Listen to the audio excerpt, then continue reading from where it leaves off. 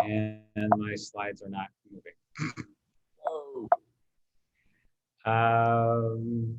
They just were working. Huh.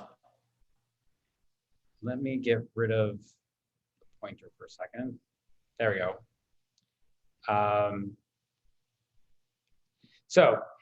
For those of you who don't know me, I graduated from ICO and have been in private practice about over 25 years. My practice in Chicago, Visionary Eye Care, is a preceptor site for fourth-year students who are wanting to fulfill their primary eye care and contact lens rotations. I am currently vice president of SVOSH International, following in the steps of the legendary Dr. Tracy Machinsky. My first humanitarian clinic with SVOSH was in Colombia in 2012. And since then, I've participated in 7 more international trips, and I have led 1 clinic in Chicago for LGBTQ patients. And Dr. Craig Bowen and I are on the SVOSH Outreach Committee together. Dr. Bowen completed his undergraduate studies at Alma College in Michigan, and then his doctoral degree at Pacific University College of Optometry. He is in private practice in Tualatin. He is the creator of Maximize, which is an optometric management computer software program or system. And his first experience with SVOSH Amigos was as the attending doctor for a trip in 2015 to Tanzania. Since then, he has returned to Tanzania several times and has also participated in clinic trips to Senegal, West Africa, and to Guatemala. He is a member of Pacific University's faculty SVOSH Amigos board. He has 2 grown children, and when he's not teaching and practicing, he's involved with his church, owns and shows Shetland sheepdogs, enjoys woodworking, landscaping and gardening, traveling and cooking in his outdoor garden. So he's a very, very busy guy. So welcome, Dr. Bowen. I'm going to turn things over to you. Oh, great, great. Well, hello, everyone. Glad you're all here. Looks like we've got quite a number joining us already. Michael, I'm not sure, are we advancing slides or no? My screen doesn't show. We're on the please update your chapter context slide, but Sure. Can you not see it on the screen?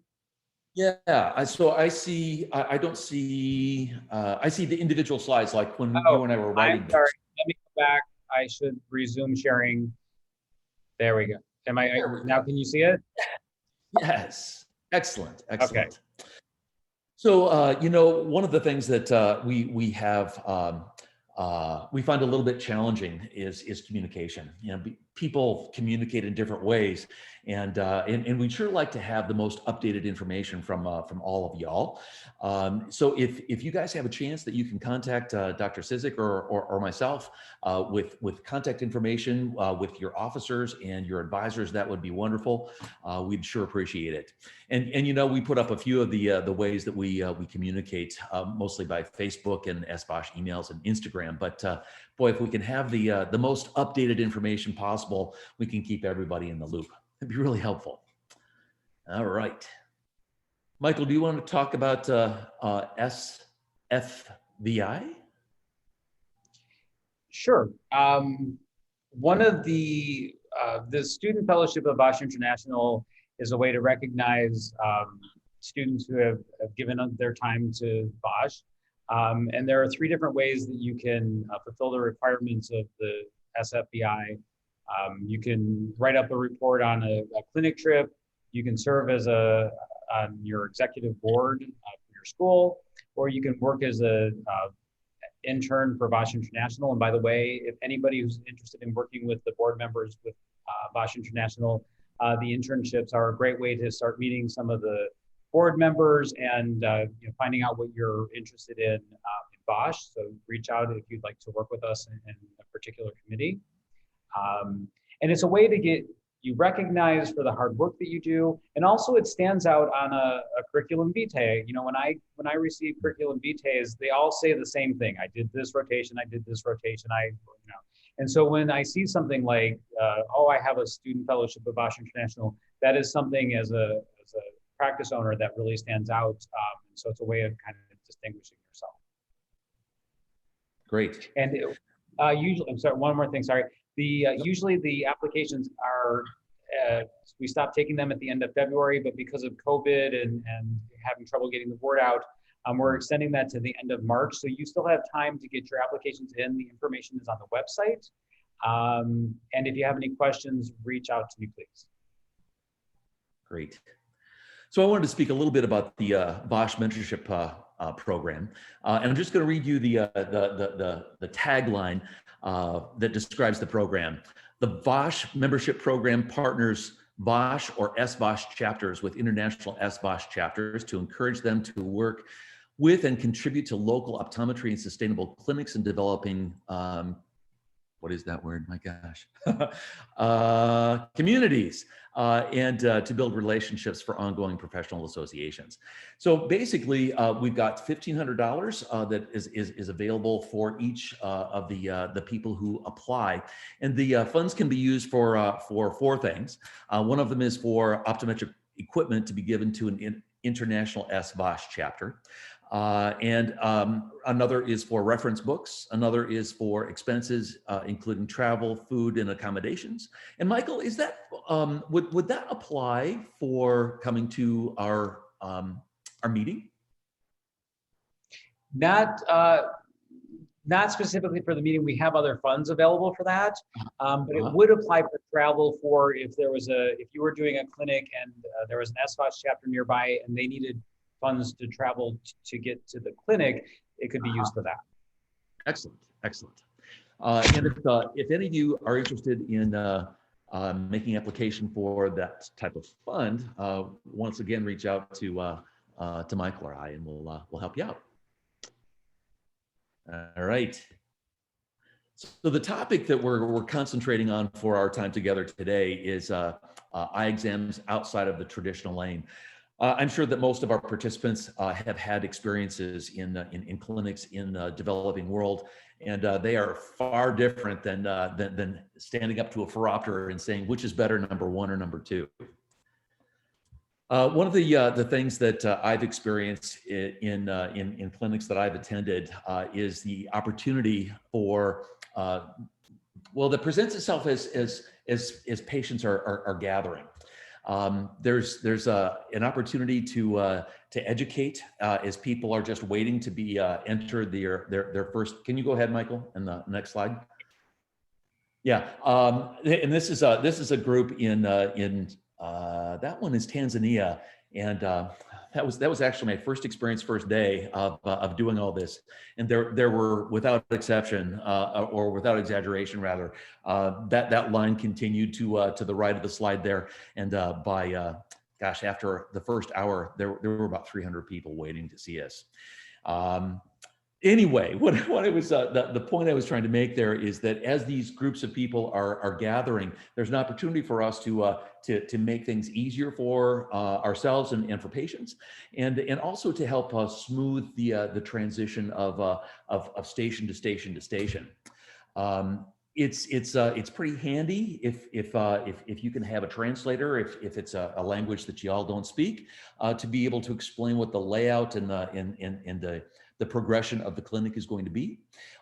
In Africa, we dilate just about 100% of our patients for a lot of reasons, but one of them is, of course, the genetic predisposition to glaucoma.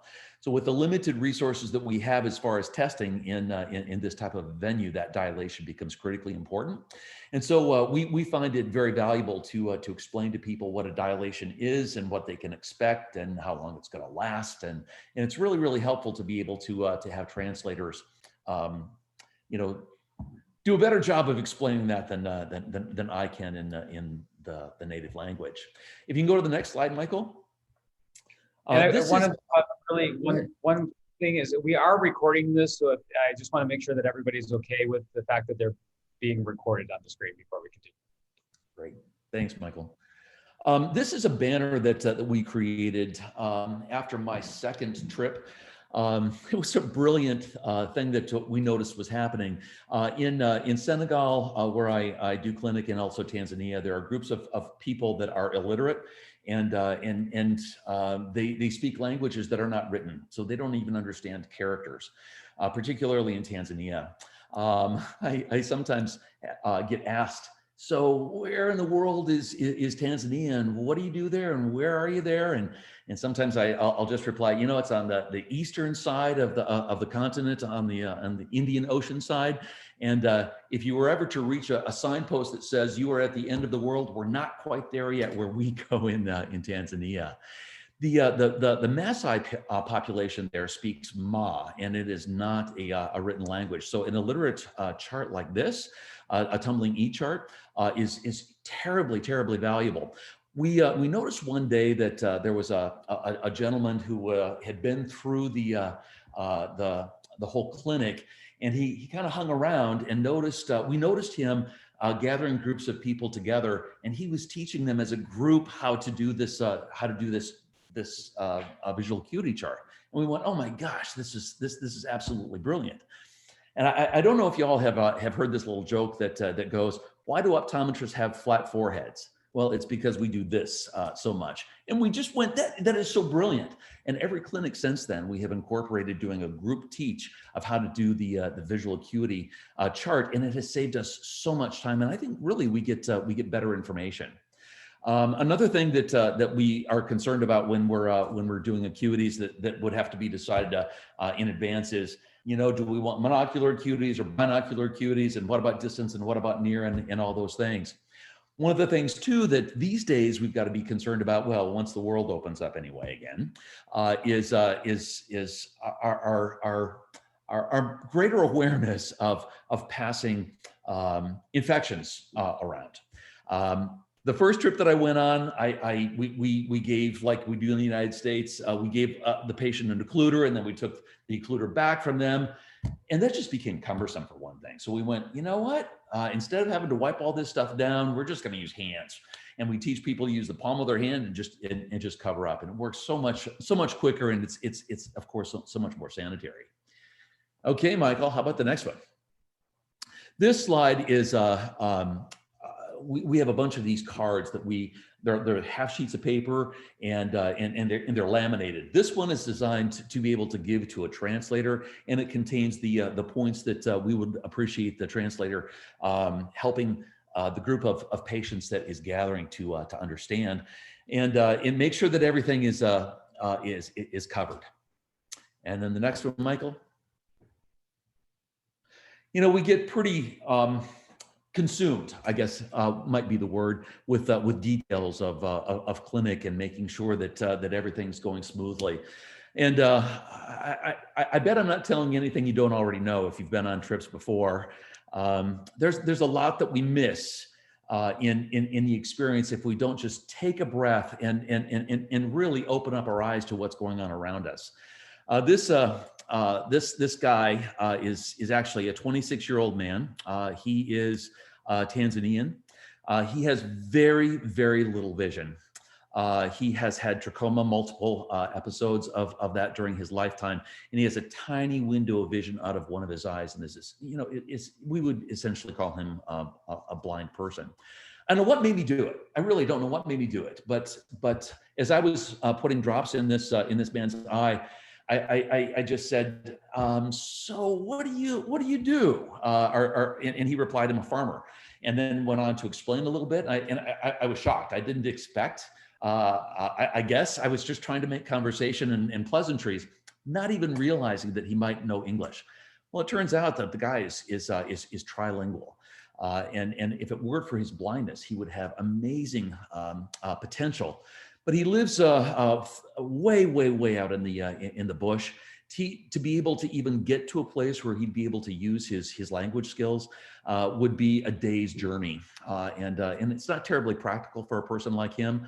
But I guess what I'm saying is don't forget to experience the wonderful things that these trips will do for your own experience of the world, and how it can touch your heart. The next slide, Michael, has some more information about translators. This is one of my former students, and you can see her examining a patient with a translator in the background. In the two places that I have had the privilege of going in Africa are, as I mentioned, Tanzania and Senegal. In Tanzania, we have enough contacts that things just kind of organically grow, and we have people that show up that want to be translators for us. That is not the cultural norm in Senegal. We were, you know, a little bit unprepared for something like that. So we had to even plan in advance. And in Senegal, the translators are paid. So that was a bit of a surprise for us, and hit our budget just a little bit. So something else you might want to be thinking about. But a translator really does need to be able to understand what the flow of the clinic is like, so that they can help direct patients from station to station to station. We found that for patients who are blind, the translator is invaluable, just doing sighted guide, getting a patient from one station to the next station. And it's a kindness, you know, to have that human touch when things are already a little bit uncertain. You know, one of the things too that we have done that has been tremendously valuable is we have T-shirts that we wear when we're on these trips, and we actually have a different T-shirt color for every day. The translators, that makes a huge difference for them to feel like that they belong. So we always take extra T-shirts and have the translators join our team, you know, in T-shirt, wearing the colors here too. The next slide, the next couple of slides, Michael, have examples of these talking points. We often have one or two translators at the end of the clinic experience that we use in consultation purposes. And this one you can see is the condition is cataracts, and the consultation points are listed there, and what the treatment options might be, and referral options too. It's really helpful and kindness to the translators to have this information in advance. We often spend about a half a day with our translators explaining these things to them, because they're just wonderful in assisting us. But some other options that we might want to look at, if you wanted to think ahead of time, would be thinking about these talking points for allergy and macular degeneration, bacterial infections, viral infections, foreign body, and diabetes. And I think the next slide, Michael, has one more option here too, and this one's glaucoma, which we hit a lot in Africa. But additionally, you might consider ones for hypertension, styes, blepharitis, pinguecula, and pterygium. And if we think about this whole clinic experience, moving from station to station to station, usually our next piece of this is the case history. And this is where translators can come in and be very valuable, or not so much. One of the things that on a trip that I was on early on, we noticed that under chief complaint, the translator was putting eyes. Well, you know, that's not terribly valuable for what's the reason that you're here and how can we best be helpful. You know, just putting eyes could lead any place. Another thing to think about too is knowing what your population is. For example, Africans by and large are hyperopic, a huge amount of hyperopia there, which is significantly different than other parts of the world where we go. My experience in Guatemala was that patients had huge amounts of astigmatism. So being able to know what you're going to walk into, just as far as refraction is concerned, is tremendously valuable. You can better prepare. And then, of course, Africans, for example, are much more prone to glaucoma, diabetes, and macular degeneration as well. When I'm talking with my own patients in the United States, I've got slides that I show when we're talking dilation, and in one of the slides shows what macular degeneration looks like as far as what the retina is, and what macular degeneration, glaucoma looks like, and what diabetes looks like, and then what the visual effect of those is. And a lot of my patients know that I do this kind of work, and I go, yeah, all three of these I find in the same patient in Africa, and it's wonderful work that we're able to do, but gosh, it can pull at your heartstrings for sure. And then the next slide is reminding me to talk to you about doing that research of your destination country. It can help you tremendously if the group of people that you're traveling with really understands what you might encounter and how to be best prepared. The next slide, Michael talks a little bit about anterior seg and the procedures. that we might consider doing here. You know, in Africa, I keep going back to that because it's what I know. Of course, the eye care tonometer is critically important, and using dilating drops for the diagnosis of glaucoma. And we have modified our case history, asking specific questions because we know the incidence of glaucoma, and it's tremendously valuable. It's something that I didn't think about the first times that I went. And then this next slide is one of my interns and a patient and myself. This little girl is one who has trachoma, and trachoma is the leading cause of blindness in Africa. And this is what the flipped lid looks like. Now this is an advanced case, and then of course the blindness resulting from trachoma. When you've done your prep work and you know what you might expect, you can better prepare. We find these loops to be invaluable when we're trying to examine a flipped lid. Also, too, Senegal is where we find more of this than in Tanzania.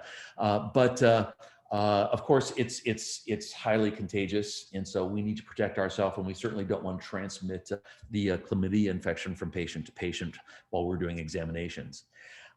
Senegal is not a country that has a municipal sanitation disposal system. What their system is for dealing with garbage is goats, and it works pretty well, except that when you're dealing with medical waste. So instead of gloving up, we found that finger cots work a whole lot better. And that's another thing that you might want to think about. If you can do this advanced research and know what to expect, you can do little seminars with people in advance. You know, flipping lids, we kind of do it in our sleep after an experience like this in Senegal. The next slide explains or reminds me anyway to talk a little bit about sanitation. You know, trachoma is an infection that can be transmitted by flies. It can also be transmitted with clothing, linen, bed linens, and sexual contact as well. This picture, I love this picture, the lower one there. Amir is probably my best friend. He's just the greatest guy, and he came to me. Oh gosh, we were several days into the clinic, and I ask people to when they come to me and they need some advice or we're going to prescribe something, to give me a synopsis. And Amir and I have known each other for years, and he said, we need to prescribe an antibiotic here. And I went, oh, well, tell me what's going on. And he said, well, it's trachoma. You can come look if you want to look. And I said, yep, I'll be there. And he said, we just need to get this done. I'm going, dude, let me slow down. And he said, no, it's just something we need to do. And I said, well, why are you so adamant? And he said, it hurts to pee. And I went, okay, well, let's get this taken care of for this patient then. So anyway, if you can do some advanced work and prepare yourself, your time ahead, you are. And the next slide before we switch over to Michael is a reminder here that like I said, and this is that same clinic day that I put up that picture earlier on that had 300 people waiting for us. This is the anterior seg station, and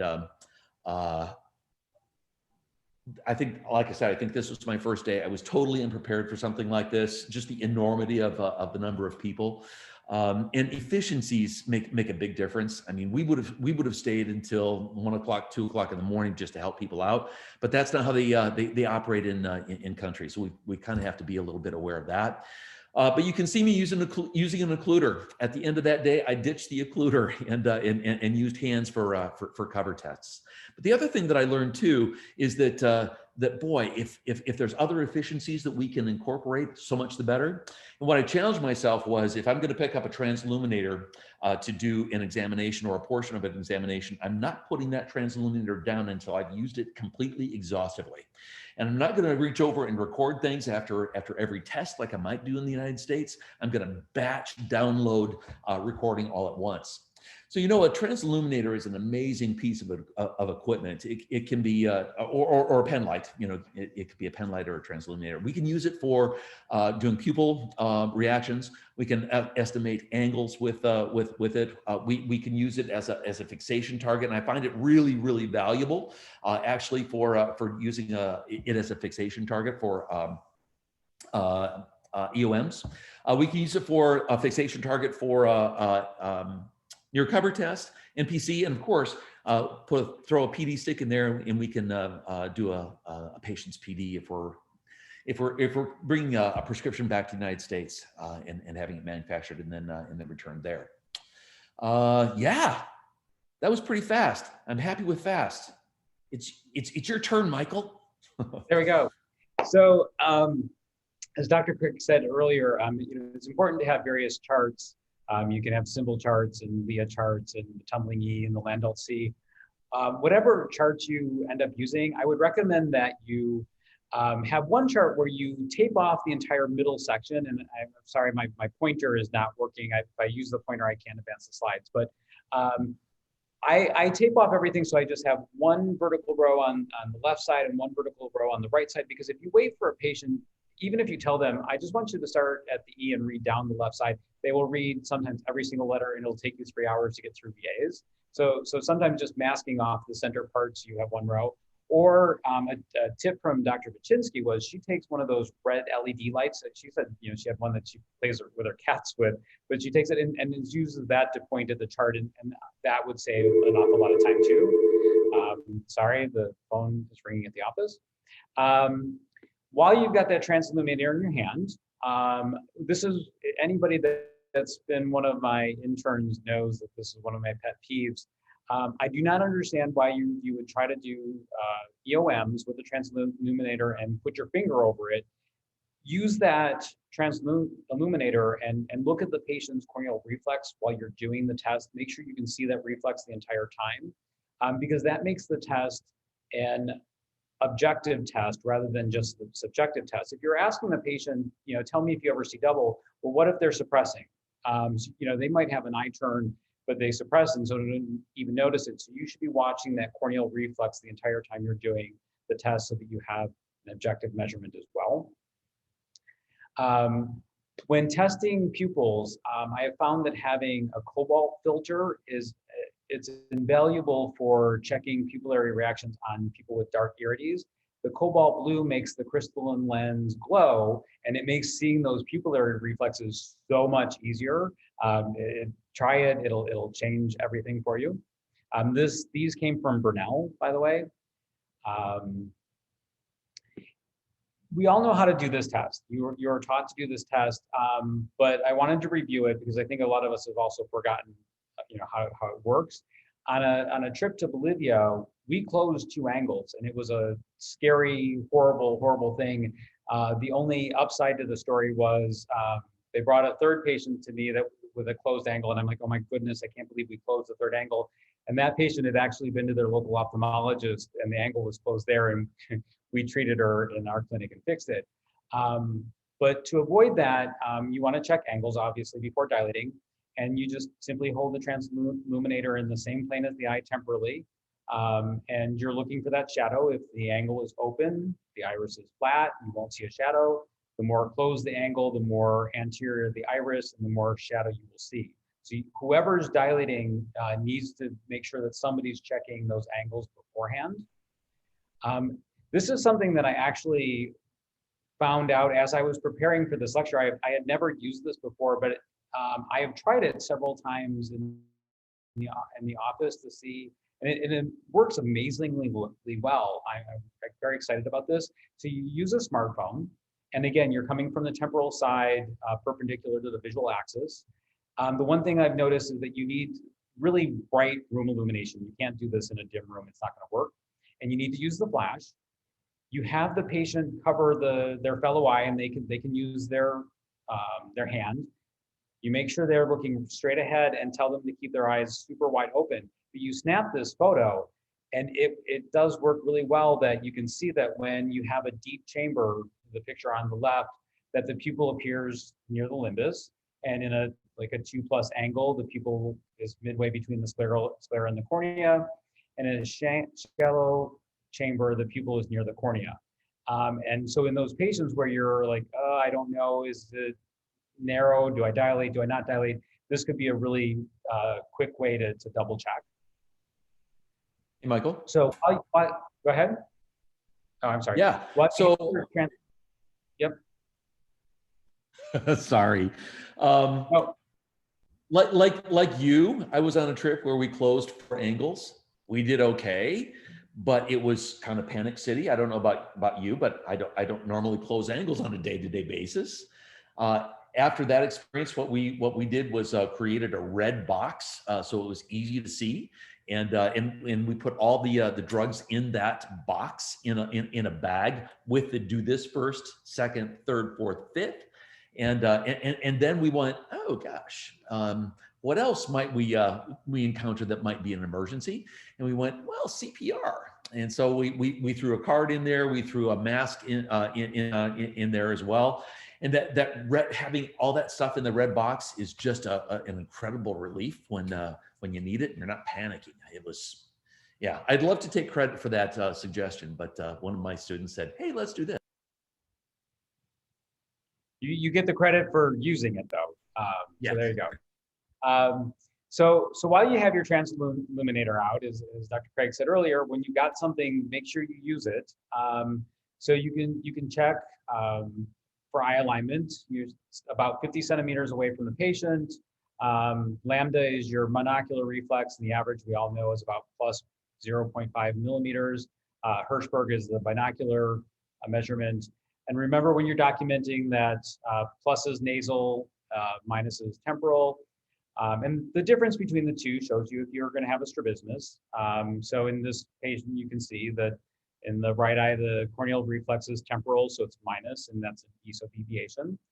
If the corneal reflex was superior, that would be hypo deviation. And also remember, it's about 1 millimeter is approximately 22 prism diopters, but the further you go, it's not a linear relationship. It's not 100%, but it gives you an estimation. So now you can pick up your ophthalmoscope and you move a little bit further away, about 70 centimeters. And this red reflex test is amazing. You can detect strabismus and isometropia, and also media opacities. And I now use this on every children's exam I do. You know, I have started using this.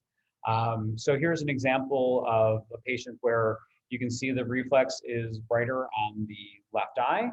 You can also see in the corneal reflex that it's a little temporal, so you can tell that the eye is turned in. So you know that you have a left esotropia, and that's using your direct scope from 70 centimeters away, quick, easy, very accurate. This is the dreaded leukocoria on the right eye.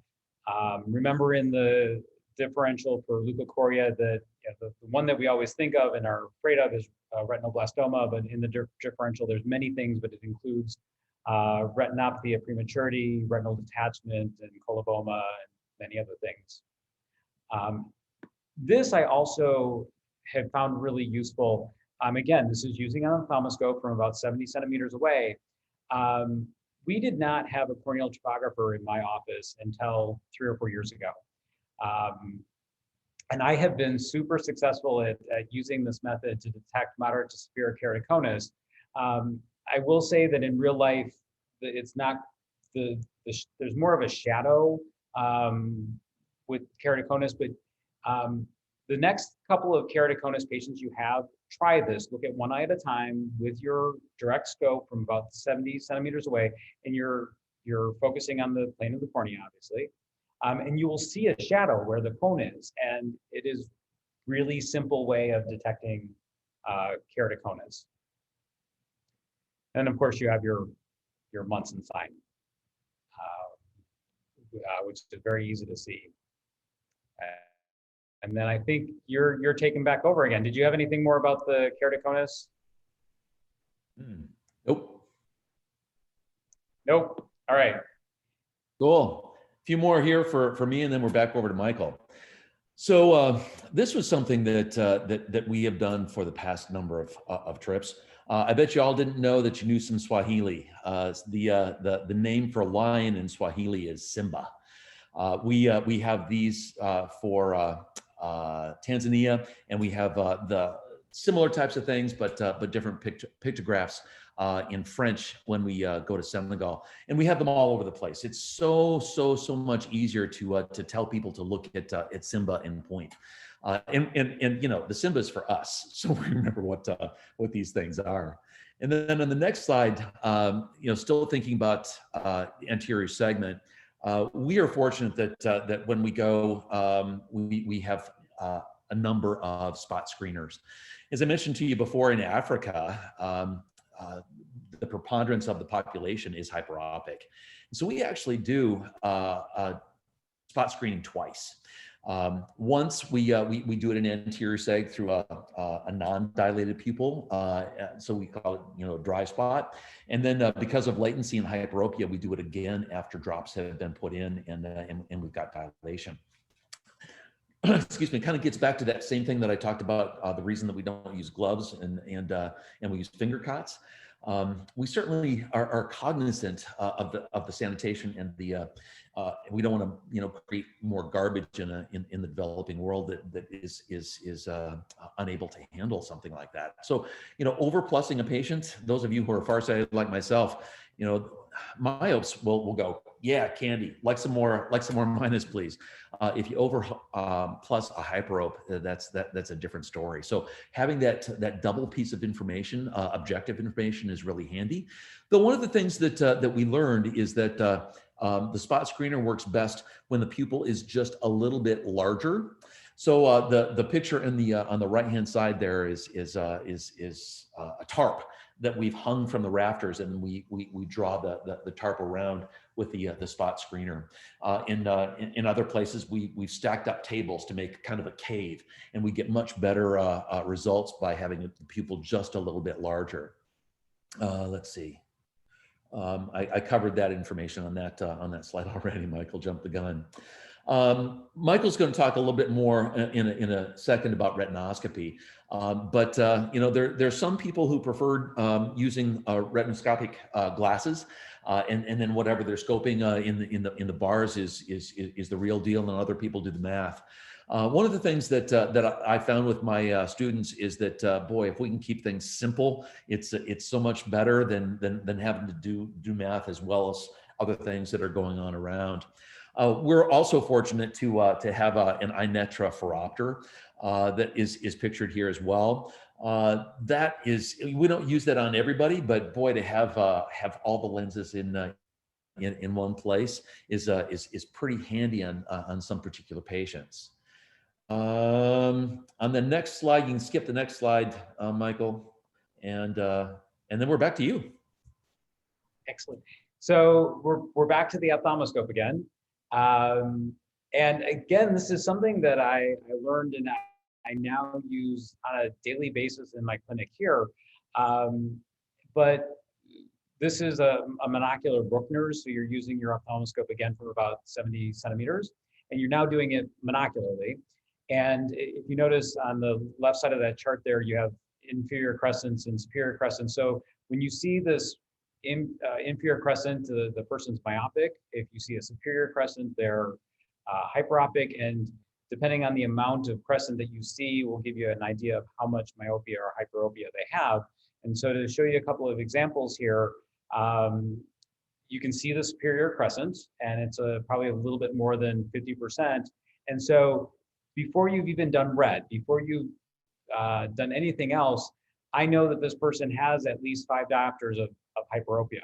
And it's boom, boom, quick, simple. And also it's really helpful for children who are fearful, who've never had an eye exam before. You're doing it from 70 centimeters away, so you're not right in their face immediately. So it gives you an idea of their refractive error. From farther away, it's a little less intimidating. Here's a really good example.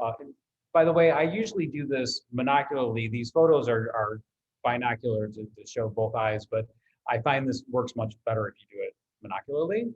But in this photo, you can see that the right eye is emmetropic. but you see that superior crescent in the left eye, and again, it's about 30%, so roughly 3 diopters. And in this slide, it's an inferior crescent, so the person's myopic, and just a rough estimate, I'd say on the right eye, that's probably about a 30% crescent, so maybe approximately 3 diopters, and a 20% crescent on the left eye, so probably maybe about 2 diopters. And again, it's not hard to fix. The person might be a 4, but it gives you, again, a very, very quick rough estimate to work from.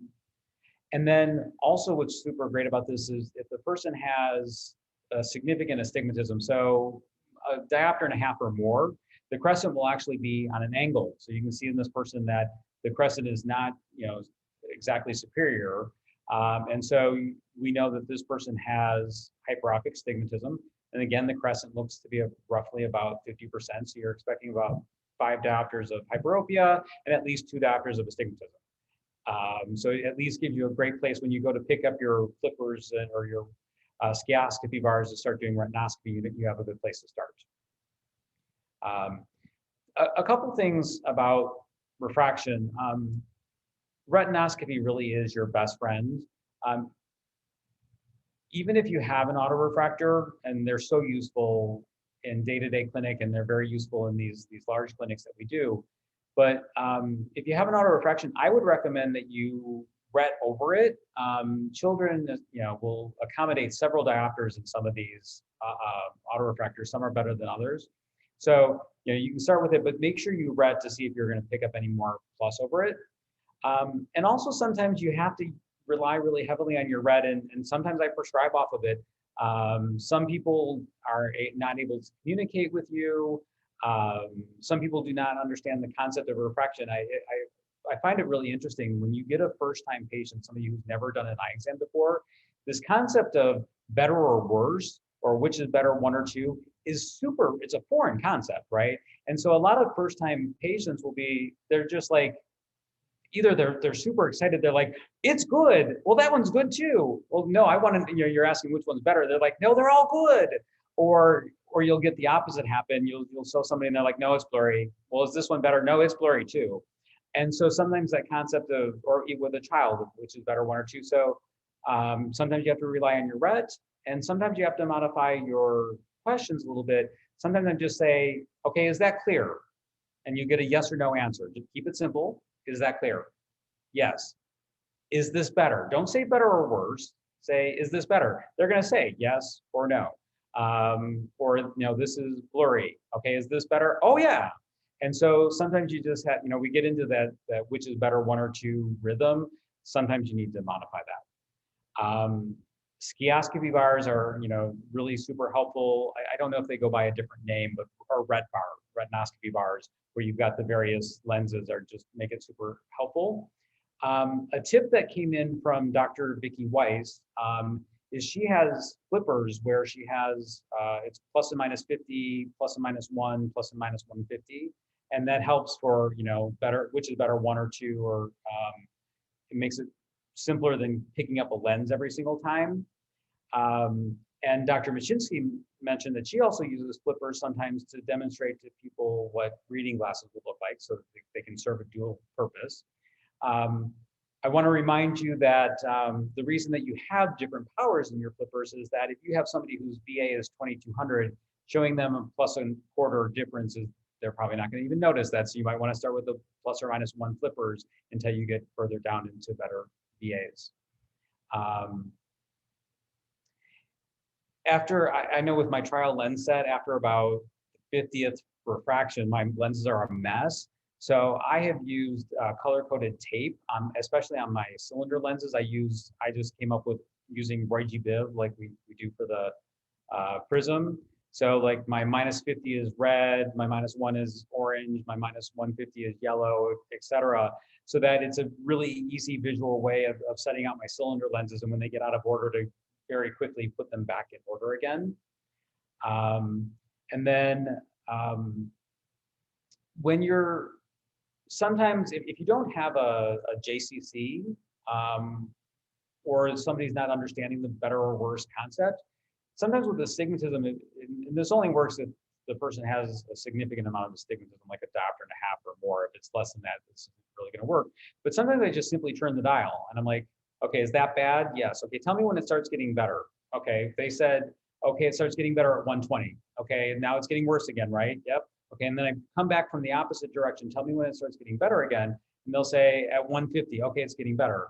Well, you take the median of 120 and 150 with 135, and that's where you start, and that works surprisingly well. So if you're having a patient who's not understanding the concept of which is better. And then another tip that came from Dr. Machinsky is using local newspapers and magazines when you're checking for near vision. It keeps it more interesting. It's in the proper language, and makes things more interesting. I just slid this slide in. It's not the best photo. I slid this slide in about 15 minutes before we started.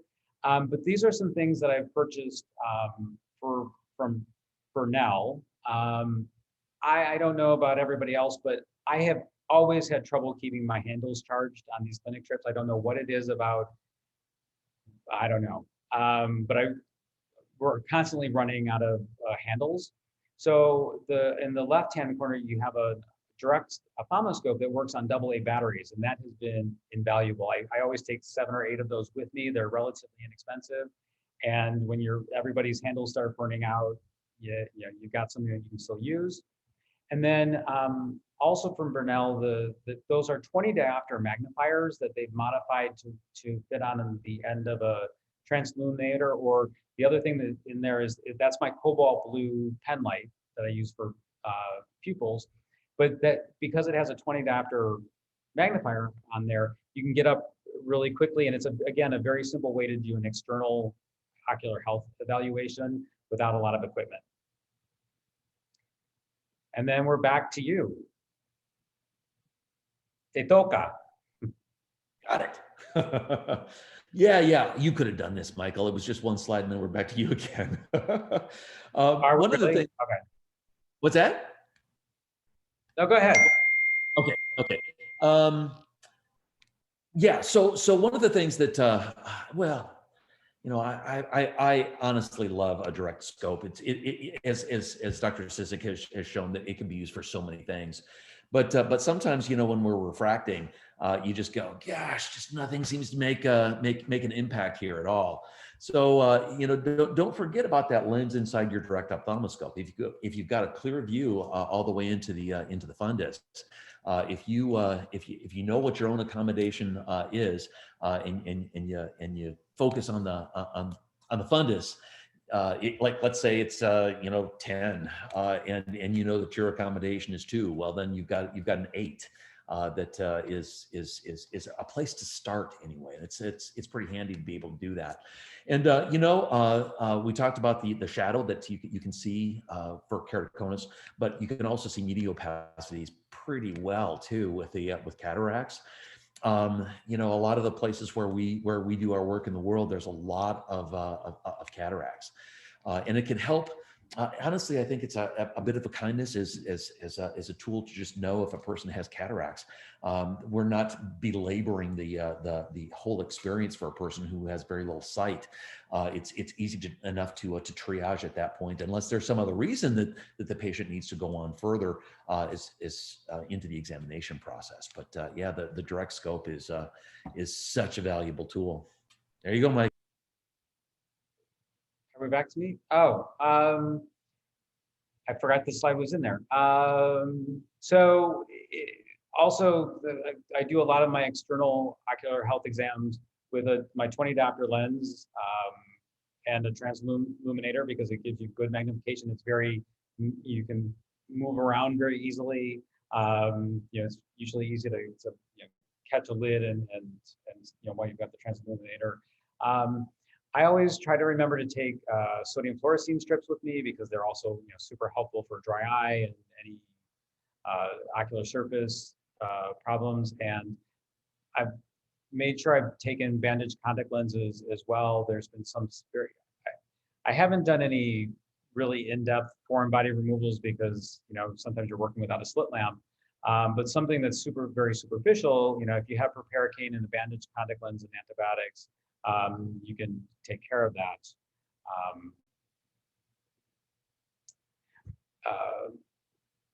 I found this very helpful when doing direct ophthalmoscopy, that if when you have your chart that's out like 10, 15 feet away or however far it is, if you put a target on either side of the chart, make it a sticker of something easily recognizable and something that you know the word in the whatever language is that's being spoken. So that you can say, look at the sun or look at the star or the tree or whatever. But if you put one on either side and you get it at the right distance, and after a while you get a feel for how far that should be, when you go to do your direct ophthalmoscopy, you're right on the optic nerve. And then it's just a real quick pivot temporally to get to the macula, and then you do the other eye and you're right on the optic nerve, and you swivel over, and it makes it much faster than sitting there taking your time with direct ophthalmoscopy, trying to find the optic nerve. One of the things, I think I got this tip from Natalie Venezia. We have made putting mid-uriatic drops in a game, because we all know how sometimes the tears and the getting a screaming kid with their eyes shut trying to get drops in is just makes everybody miserable, the child, the parents. So we've told them, you never lie to a patient, especially child. So we tell them that the drops are going to sting, but you know what, we're going to count together to 10, and by the time we get to 10, the stinging is going to be gone, and we get, if there's other kids around, we get them involved in it too, and like, okay, everybody count to 10. And by that, you count to 10, and then everybody says hooray, and that kid is not going to cry at that point. It's it makes it fun for everybody, and it avoids the tears. So something that's worked super well for us. And then we're back to you, Craig. I think you got the rest of it. Yeah, just a little bit, a couple more slides, guys. As we've been kind of progressing through the stations that we usually use as a part of our work that we do in country, we don't want to forget the opportunity to prescribe medications. Some places that we go, we're able to do that, and you all probably know that there are manufacturers of drugs that are happy to help us with the mission work that we do. They have whole departments that are set aside just for this type of thing, but it takes some advanced planning. In fact, it takes usually months to get the approval, and you're going to have a licensed doc that is going to have to do a part of this process, because they have to have an NPI number and a license number that students are not going to have. But it's easy enough to do. We have been really fortunate in our trips that we take trunks of medications. A word of advice too, those of you who are planning trips, trip leaders, might want to have as a part of your tick list when you're talking with your attendings. Some attendings have certain medications that they particularly like more than others. Xalatan is an example for me. For glaucoma treatments, I like this one particularly, and I like to have a lot of it when we're going to Africa. One of the things too, this other picture here at the bottom of the slide has helped us a lot as far as timing is concerned. We have a library of pre-printed prescription slips. So when we're completing this process, we're filling in the dates, we're filling in the date of birth of the patient's name, and any contact information, and they're all color coded. I mean, sweet when you can color code things. Prostaglandins are all one color in the name of the drug there. And then the SIG, we even have all the most common ways of prescribing things, and so we just have to circle it. And then we check off it's the right eye, the left eye, or it's both eyes. And this, of course, would be used for a patient that has a chronic condition that we're going to dispense some medication and then give them a copy of the prescription. In a lot of countries, the African countries where I go is one of those places that if a patient knows what they need, they can go into a pharmacy and pay, and it's so much handier, and it's a tremendous kindness to a patient to have that piece of paper. They're going to be able to be more compliant with the treatment plan that you guys have outlined, and probably have better success. And I jumped the gun again, Michael. I mean, the next slide has just that information on it with just a little bit bigger picture. So yeah, you can see that it's pretty handy to have that library of all those prescriptions written out. It just saves a lot of time. And most of us are pretty busy when we're doing this stuff. So yeah. Excellent. Does anybody have any questions before we move on? Anybody out there, questions, anything like they'd like to share? If you have time, then you can stay with us. We'd like to move into some brainstorming groups. And the topics that we wanted to put out there, if you're able to stay with us, is if you have any tips that you've learned that you would like to share, please share those. Or if there are any topics for future presentations that you would like us to present to you, please work on that. And Craig and Maria, what was the third? There were three things that we were going to have them talk about if there was time. Tips that they had, future topics, and I don't remember. I forgot where my slide was for that. Well, we'll start with that. I will once you get into the groups, if I come up with a third thing, I'll jump into your group and let you know. But what I'd like to do is we have you set up to be able to go into different groups. And once you get into the group, if you could kind of select somebody who's going to present at the end, who's brave enough to present your findings. And so we'll give you all about, what time is it, 7:30? We'll give you about 15 minutes to kind of discuss these topics. And then at the end, we'll have each group present what they found and or any of the questions that you may have come up with.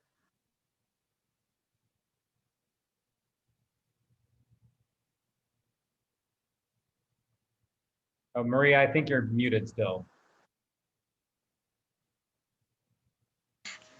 Now, I think we're losing some people, so we will have only 2 groups now, and I will just send you to the groups, and you can, discuss the tips or the potential topics that you want.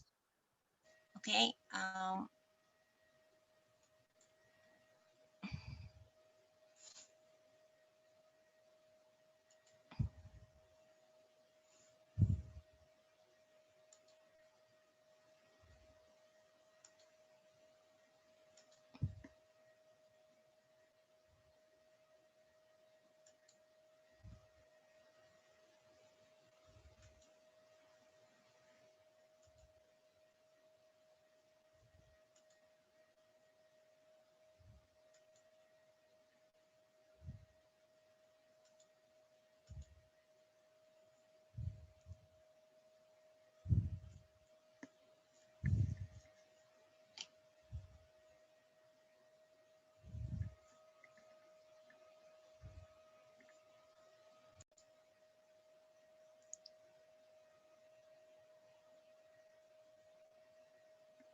Hello, I brought you back.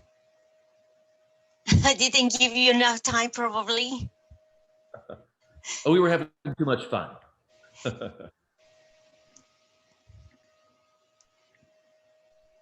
Anyway, you are back now. Michael, it's all yours. You're muted, Michael. Okay. Now, hello.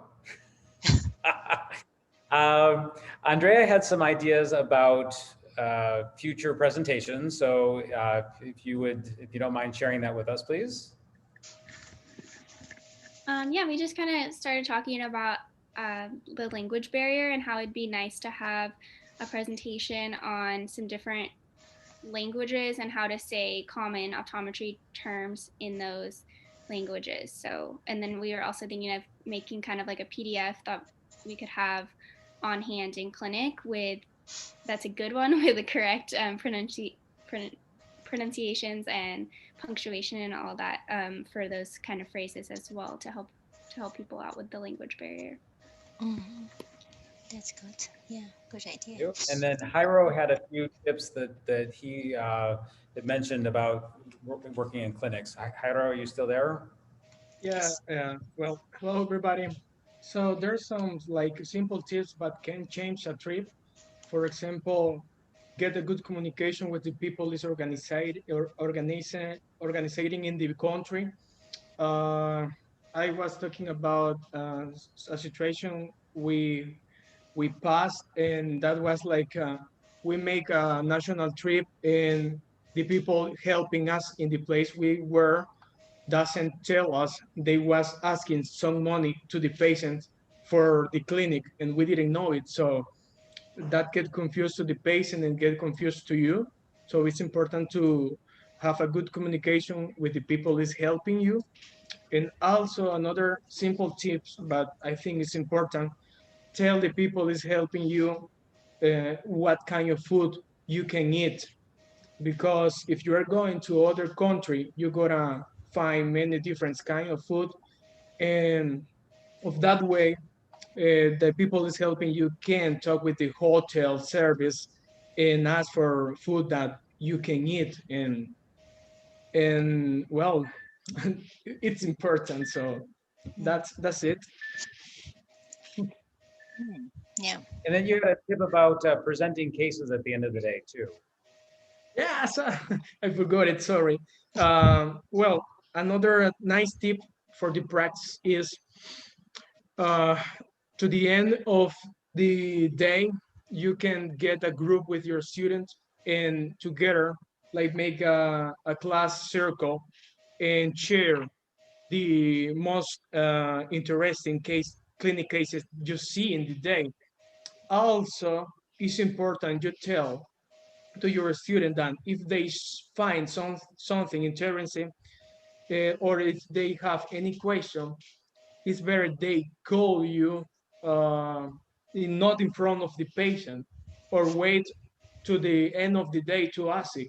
Because I was remember another situation where it was the first time we see a toxoplasmosis, and the guy see it, began to call everybody to see it, and the patient was very worried about it. So it's important to be careful with that, and also be respectful with the patient. um, Hmm. Yeah, that is. Thank you, Jairo. Those are amazing tips. Thank you. Welcome. Uh, Hey, Alexander, I think it's you. Yeah, sounds good. Yeah, we had a lot of good discussion as well. And the kind of, for future presentations, we landed on maybe one to talk about how to like implement cultural resources and kind of share some of that. You guys are kind of talking in presentation about how important that is. And we discussed things like religion and food and, all sorts of different stuff that plays a role in people's culture, and you don't want to offend anybody. So the more you can be educated on that, the more you can help people and kind of be on a better terms and a better understanding. So we talked about that for future presentations, and then for like clinical tips and stuff. I mentioned how like at one clinic I did, we put like tape on the floor as kind of like a path for the patients to follow, so nobody got like lost in the shuffle of things. And yeah, we mentioned how like great that tip about like bringing like the personal newspaper was, so that they can actually see that it's like functional vision, and they can notice the difference right away, so they're more inclined to use the glasses and kind of that sort of thing. So yeah, that's kind of what we talked about. Yeah, Smart. nice. Thanks, Alexander. Yeah. So one thing that came to my mind as I was listening here, talking about cases at the end of the day, on the last 3 trips that I've been on, we've done that at the end of the day, which I think is really important. But in that same circle, we've kind of closed out the day. It just really touched my heart. Maybe some of you have heard of this thing. It's called a rose, a thorn, and a pebble. And everyone had a chance to go around the circle and think about the day. And what the rose is something that was really special that happened to them during the day, something that they saw or something they experienced themselves. A thorn was something that well, you know, we could do better on as we look toward the rest of the trip. And a pebble was something that that was so impactful that they likely the person will likely carry that the rest of their life. It was just the most wonderful way of sharing things that the rest of us might not have seen. So I think, you know, case assessment and evaluation does good things for this. That type of thing to wrap up does good things for this. Yeah. And perhaps, you know, I would like to also highlight that we are going to have some sessions on cultural competencies.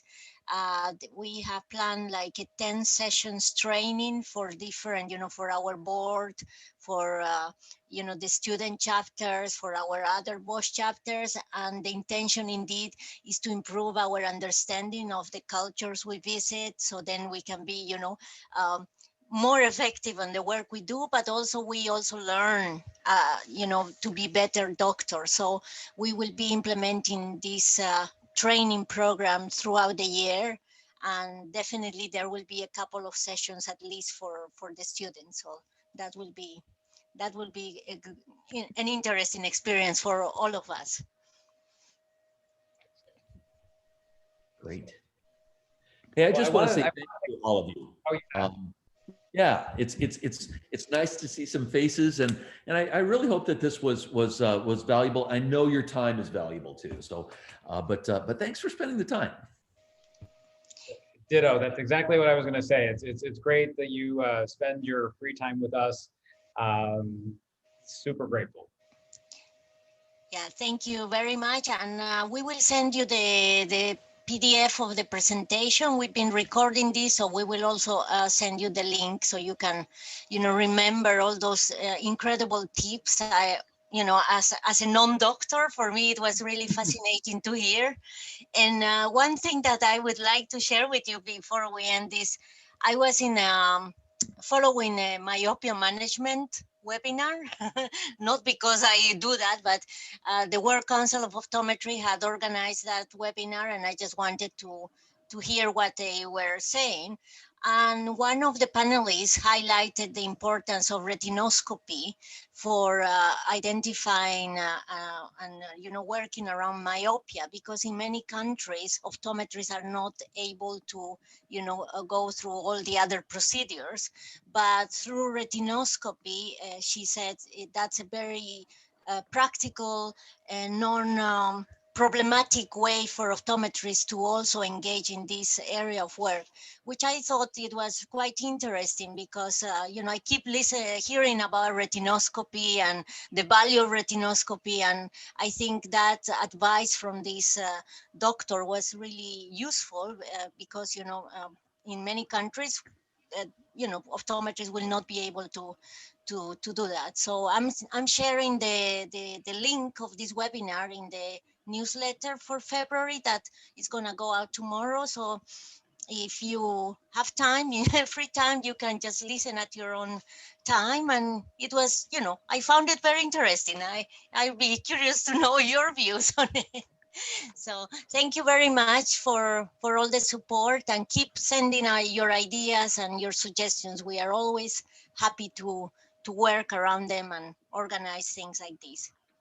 Thank you very much for the opportunity. And I just want to share with you that I have one of my students here with me, Samantha, and she is one of our members that has been doing a lot of publication via Facebook and Instagram, sharing articles, and she's really active. But next time I would like to invite more of my students that they can just be listening to the English and understand what we're saying. Thank you very much. Yes, please invite your students, and we will be organizing some sessions in Spanish as well, Beatriz, Jairo, thank you, and Liliana, for our Spanish speaking. Yeah, and if you need any help translating or something, just count us in. Very good. Thank you very much. Thank you. Thank you, Michael. Thank you, Craig. Thank you, everyone. Thank you, everyone. Good night. Thank you. Bye. Have a good evening. Bye. Bye. Bye. Bye. Bye. Thank you. Oh, hello. Bye. Hello, Liliana. Good to see you. Buenas tardes, Liliana. ¿Cómo está? Está en Buenas tardes. Muy bien, gracias. Gracias. Bueno, escucharte de nuevo. Estuvo muy interesante. Lástima que muchos de mis estudiantes no hablan inglés, no lo entienden. Solo hubo una alumna, pero sí sería muy buena la idea que dijo María de crear secciones en español. Sí, yo creo que podemos hacer esta sesión en español con varias de las experiencias. Miguel habla español muy bien y el doctor Dan también habla español y entonces hay varios colegas que podrían apoyar en organizar una sesión así en español para los hispanohablantes. Eso Sí. nos va a dar mucho gusto organizar, definitivamente. Bueno, muchas gracias. No, gracias a usted, Liliana, por participar y es siempre un placer tener el apoyo de ustedes. Eso nos motiva a seguir haciendo otras actividades. Sí, no, así es realmente muy